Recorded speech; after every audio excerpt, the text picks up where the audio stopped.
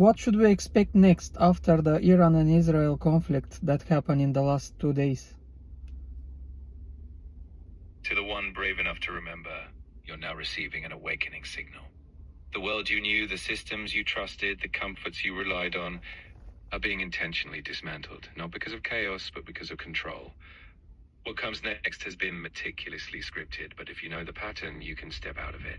Here's what's coming next, and what most won't see until it's too late. Orchestrated regional conflicts that ripple globally. Middle East flashpoints will continue, not just Iran, Israel, but Lebanon, Syria, and the Red Sea.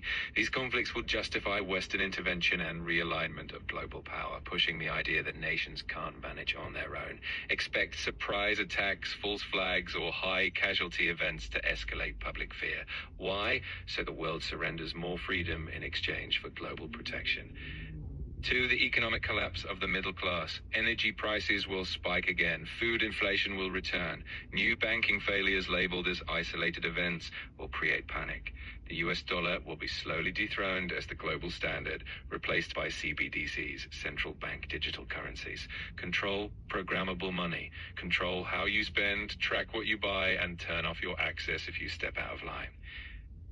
3. The return of health crisis 2.0. Another variant, biocrisis or lab leak will surface. This time, it will target both the immune system and digital freedom.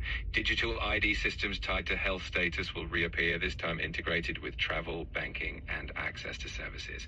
Why? To normalize the merging of biology with technology that go way to transhumanism. 4. Censorship and AI-controlled reality. New AI tools will flood social media with synthetic truth, making it almost impossible to know what's real. Independent voices will be purged under the name of anti-hate or misinformation. Truth will go underground. The awakened will become digital nomads operating outside the system. The final war is not physical, it's a war of perception. You were born into a world designed to keep you asleep, distracted and dependent, but the signal's breaking through, and if you're receiving this, you're part of the resistance frequency.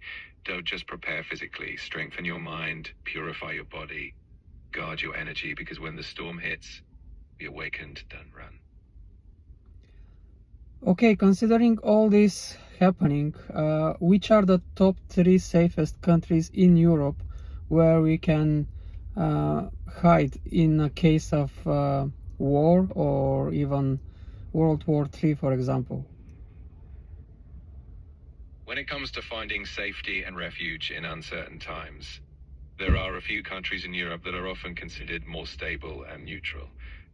Traditionally, places like Switzerland stand out because of their long-standing neutrality, strong infrastructure, and robust civil defense systems. Iceland is another place that's quite isolated, with a small population and a peaceful stance on global issues. Norway also comes to mind with its stable political environment and natural resources. Each of these places offers a sense of security and neutrality that can be reassuring during times of global tension.